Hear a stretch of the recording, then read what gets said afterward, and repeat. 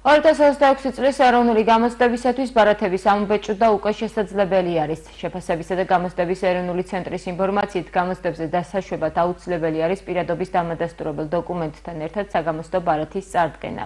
ბარათზე მოცემულია საგამოცდო ცენტრის მისამართი, თითოეული გამოცდის თარიღი, რეგისტრაციის დაწყების დრო და სხვა მნიშვნელოვანი ინფორმაცია. ცნობისათვის საქართველოში ერთიანი ეროვნული გამოცდები 2 ივნისიდან დაიწყება.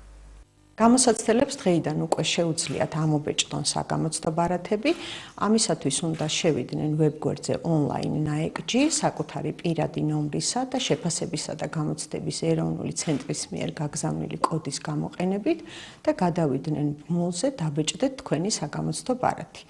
ამასთანავე ძალიან მნიშვნელოვანია თითოეულმა გამოსაცდელმა გაითვალისწინოს და გულდასმით გაეცნოს იმ ინფორმაციას, რაც მოცემულია საგამოცდო ბარათში.